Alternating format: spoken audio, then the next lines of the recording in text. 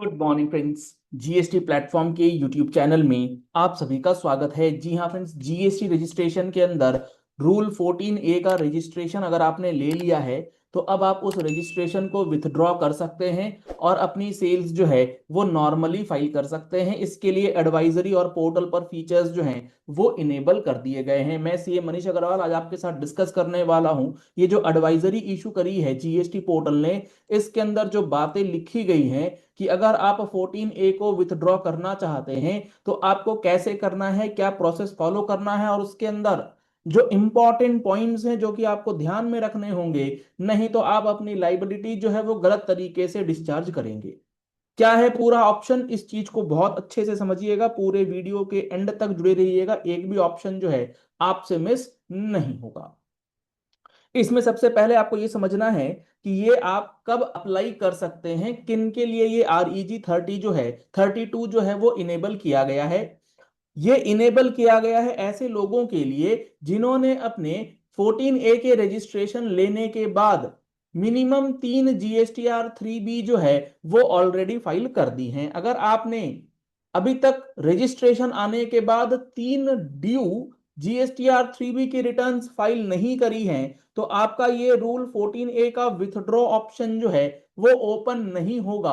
आप opt out के लिए अप्लाई नहीं कर पाएंगे। आप जैसे ही 3 रिटर्न फाइल कर देंगे, आपको जाना है services tab, registration tab, application for withdrawal from rule 14A। आपका वो ऑप्शन जो है अवेलेबल हो जाएगा, ओपन हो जाएगा। फोन जैसे ही वो फॉर्म ओपन होगा, वहां पर आपको एक फील्ड मिलेगा option for registration under rule 14A, and वहां पर ऑप्शन रहेगा नो।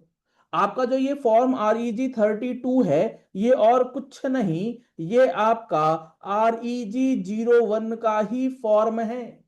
एक तरीके से ये फ्रेश रजिस्ट्रेशन फॉर्म आप फाइल कर रहे हैं। इसके बाद आपको वहां पर एक ऑप्शन मिल जाएगा रीजन फॉर विथड्रॉल, कि आप रूल 14A से बाहर क्यों आना चाहते हैं। तो आपको यहां पर लिखना होगा कि टैक्स लाइबिलिटी जो है वो मेरे थ्रेशोल्ड से, जो कि 2.5 लाख रुपए है, उससे क्रॉस कर चुकी है। आपने ये भर दिया। इसके बाद आप जैसे रजिस्ट्रेशन लेते समय partner tab, promoter tab, authorise signatory tab भरते हैं, वो सारा चीज प्रॉपरली फाइल करेंगे। इसके बाद आपके पास एक कॉलम आएगा, एक टैब आता है जो पहले रजिस्ट्रेशन के समय भी आता है। वो कौन सा है? वो है आपका प्रिंसिपल प्लेस ऑफ बिजनेस का टैब। आपको इस प्रिंसिपल प्लेस ऑफ बिजनेस के टैब में जो डॉक्यूमेंट्स लगाने हैं अब की बार, वो जेन्युइन डॉक्यूमेंट्स लगाने हैं। क्योंकि इस बार आपको ऑटोमेटिक अब विड्रॉल नहीं होगा, अब विथड्रॉल के लिए पूरा प्रोसेस करेगा प्रॉपर ऑफिसर। तो आपको इलेक्ट्रिसिटी बिल, उसके साथ ओनरशिप के जो भी डॉक्यूमेंट्स है, चाहे वो डीड की कॉपी हो, आपका रेंट एग्रीमेंट होना चाहिए, जो भी आप डॉक्यूमेंट्स लगाएंगे प्रॉपर ओरिजिनल डॉक्यूमेंट्स लगाएंगे। ये सारा कुछ करने के बाद आप एप्लीकेशन सबमिट करेंगे, और एप्लीकेशन सबमिशन के समय आपको आधार ऑथेंटिकेशन कराना कंपलसरी है। आप अगर REG 32 सबमिट कर देते हैं और आप ऑप्ट कर लेते हैं कि आपको आधार ऑथेंटिकेशन नहीं कराना है, तो आपका जो विथड्रॉल प्रोसेस है वो चला जाएगा एक लंबे प्रोसेस के अंदर। तो आप ये इंश्योर कर लीजिए आपने आधार ऑथेंटिकेशन टैब को एक्टिवेट कर दिया है, और आधार ऑथेंटिकेशन जो है with in the time period file कर दिया हो। आधार ऑथेंटिकेशन का हाइपर लिंक जो है वो आपकी ईमेल आईडी पर आएगा, उसके थ्रू आप अपना आधार ऑथेंटिकेशन कर लेंगे। कैसे? जैसे आप रजिस्ट्रेशन के समय पर करते हैं वैसे ही। तो ये हो गई बात। आपको जो एप्लीकेशन सबमिट करना है, उस एप्लीकेशन को सबमिशन से पहले किन बातों का ध्यान रखना है। तो यहां पर जो तीसरी बात इन्होंने लिखी है ना, प्री कंडीशंस क्या क्या है, तो 3 महीने की रिटर्न फाइल होनी चाहिए, ये मैंने आपको ऑलरेडी बता दिया। आधार ऑथेंटिकेशन को लेकर के जो बातें रखनी है ध्यान में, वो समझिएगा। Based on the data analysis, the taxpayer will have to undergo either OTP based Aadhaar authentication और biometric based Aadhaar authentication। अब ये क्या है? आपने REG 32 फाइल कर दिया। REG 32 जैसे ही फाइल करेंगे, जीएसटी पोर्टल आपके डेटा को चेक करेगा, और जीएसटी पोर्टल को आपके डेटा एनालिसिस से ये पता लगा कि आप रिस्की हैं। तो आपका जो ये OTP बेस्ड आधार ऑथेंटिकेशन है, इसका लिंक आपके पास नहीं जाएगा। आपके पास इसका लिंक नहीं जाएगा ईमेल पर, बल्कि आपके पास एक लिंक चला जाएगा कि आप बायोमेट्रिक बेस आधार ऑथेंटिकेशन के लिए नियरेस्ट जीएसके का अपॉइंटमेंट बुक कर लीजिए और अपने फिजिकल डॉक्यूमेंट्स के साथ वहां चले जाइए।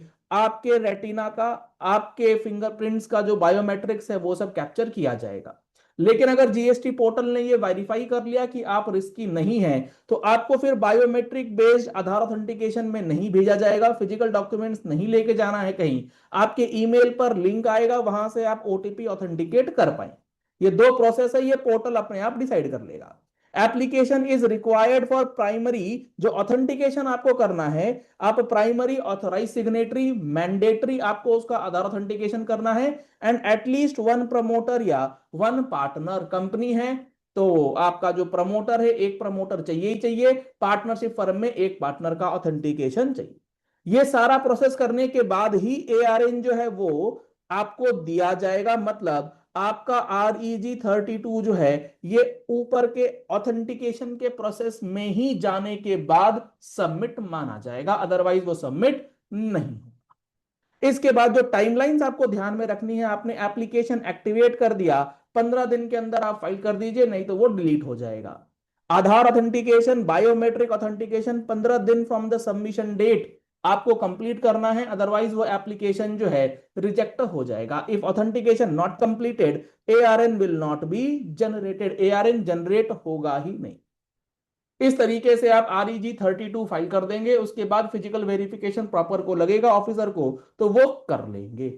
अब आपने एक बार REG32 फाइल कर दिया, अब आप चाहते हैं कि हम अपना जीएसटी रजिस्ट्रेशन के अंदर कुछ अमेंडमेंट कर लें, आप अपने जीएसटी रजिस्ट्रेशन के अंदर कैंसिलेशन अप्लाई करना चाहते हैं, तो ये सारे ऑप्शंस डिसेबल्ड हो जाएंगे जब तक आपका REG30 जो है वो 32 जो है वो पेंडिंग रहता है। क्योंकि जब तक REG32 पेंडिंग है, बेसिकली आपका रजिस्ट्रेशन एप्लीकेशन पेंडिंग है। जब तक रजिस्ट्रेशन एप्लीकेशन पेंडिंग है तो आप कोर अमेंडमेंट फाइल नहीं कर सकते, नॉन कोर अमेंडमेंट फाइल नहीं कर सकते, सेल्फ कैंसिलेशन भी फाइल नहीं कर पाएंगे। सबसे इंपॉर्टेंट बात और आखिरी बात, आपने REG32 फाइल करा, REG32 का ऑर्डर आ गया अप्रूवल, वो आ गया मान लीजिए 28 मार्च 2026 को, 28 मार्च 2026 को आ गया आपका विथड्रॉल ऑर्डर। तो अब आप जो लिमिट के ऊपर लाइबिलिटी डिक्लेयर कर पाएंगे GSTR1 में, वो कब से कर पाएंगे? वो आप कर पाएंगे 1 अप्रैल 2026 से।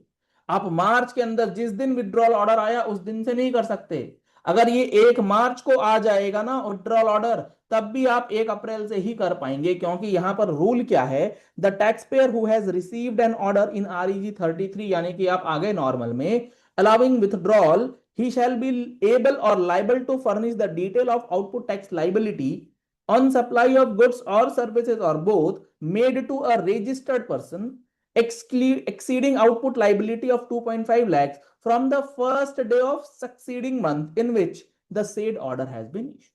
जिस महीने ऑर्डर आएगा उसके सक्सीडिंग मंथ के पहले दिन से आप 2.5 लाख से ऊपर की लाइबिलिटी डिक्लेयर कर पाएंगे। तो ये सारी इंफॉर्मेशन जीएसटी पोर्टल ने एडवाइजरी के थ्रू आपको दे दी है। अब अकॉर्डिंगली आप अपना विड्रॉल प्रोसेस जो है वो कंप्लीट कर लें, ताकि इमीडिएट आपका सबमिशन जो है वो एक्सेप्ट हो जाए। चलिए इस वीडियो को यही एंड करते हैं। आशा करते हैं आपको ये सारी बातें जो हैं वो समझ में आ गई होंगी और कोई भी कंफ्यूजन, कोई भी डाउट जो है आपको नहीं होगा। जीएसटी के अंदर एक एक सेक्शन, एक एक रूल को आप अगर डिटेल में समझना चाहते हैं तो आप हमारा जीएसटी का महारथी बैच ज्वाइन कर सकते हैं, जिसके अंदर 200 घंटे की class with live and recorded sessions जो हैं वो आपको अवेलेबल कराए जा रहे हैं। इसके लिए आप हमारा mobile application GST platform download कर सकते हैं, लिंक आपको वीडियो डिस्क्रिप्शन बॉक्स में दिया गया है। आप हमारी टीम से कांटेक्ट कर सकते हैं, 9693601228 पे नंबर है, पूरा का पूरा इंफॉर्मेशन आप वहां से कलेक्ट कर सकते हैं। Thank you and have a nice day.